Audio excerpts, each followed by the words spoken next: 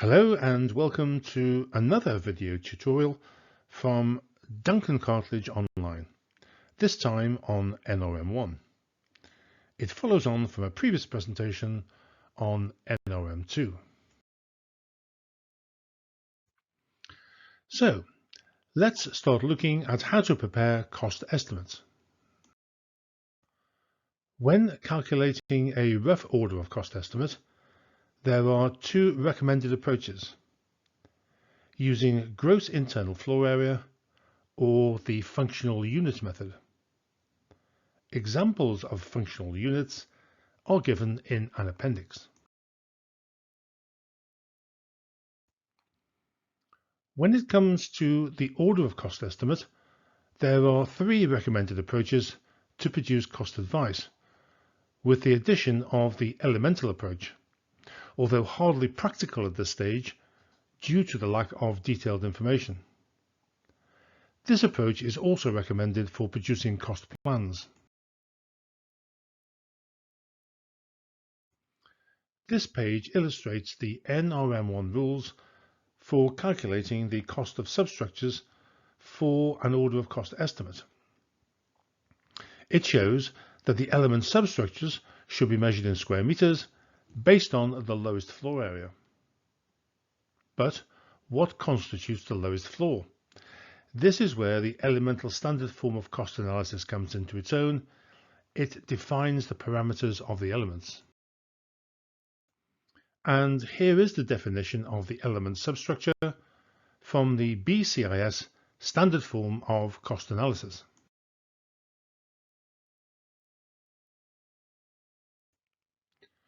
Here is another extract from NRM1, Order of Cost Estimates, showing the rules for measuring the element's external walls.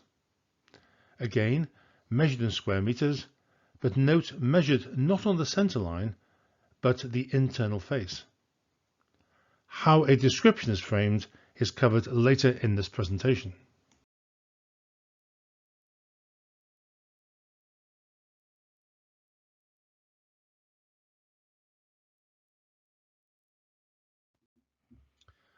Now, let's look at cost plans and the preparation of a cost plan for the substructure.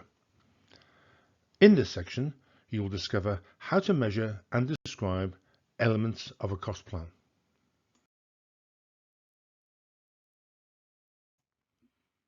This is an extract from the cost plan measurement rules in NRM1. As can be seen, the layout of the rules for cost plans is similar to NRM2 and NRM3 and sets the coverage rules for this element.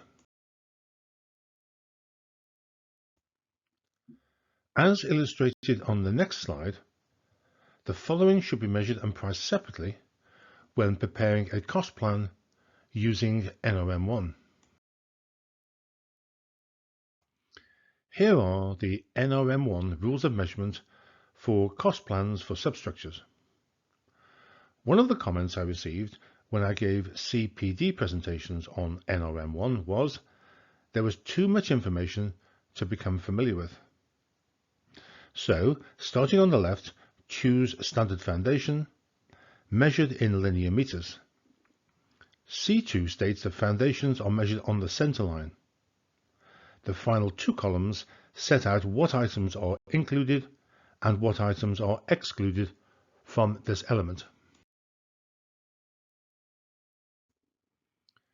A similar approach is needed when measuring basements.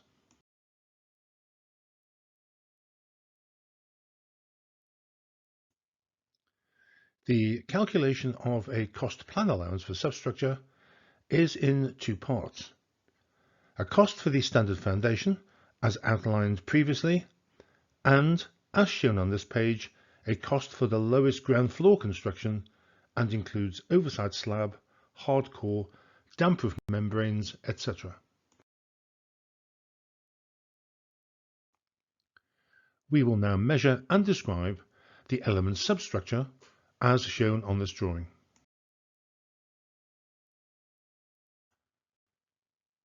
And here is a section through the substructure.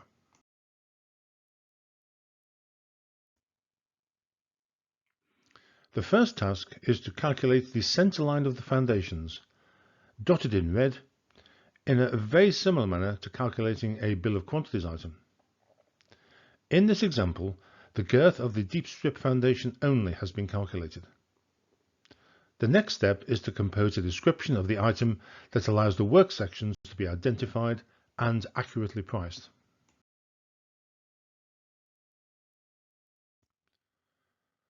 The second part of the exercise is to calculate the gross internal floor area of the lowest ground floor, and again compose an appropriate description.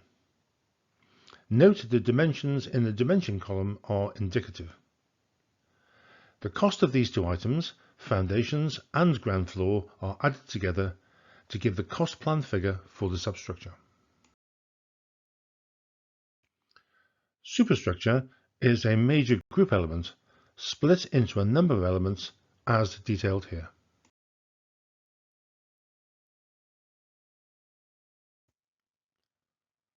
This page sets out the rules for the measurement of windows and external doors.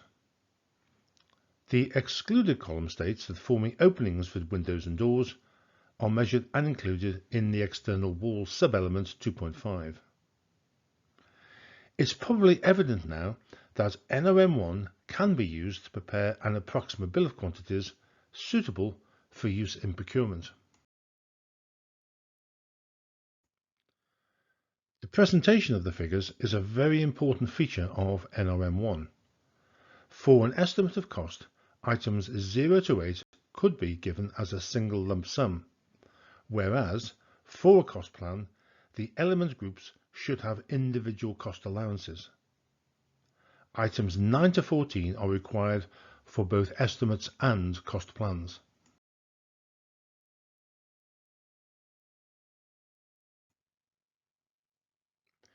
Here are summary items 9 to 14 in greater detail. Note in particular the inclusion of the design team fees and a risk allowance, replacing the traditional contingency.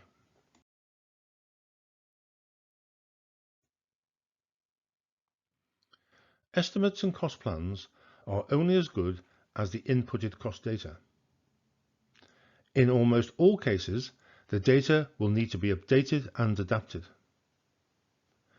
This process is described in the Cost Advice video library on Duncan Cartledge Online. We hope that you have found this presentation useful. For more videos on similar topics, visit duncancartledgeonline.com and subscribe to the YouTube channel.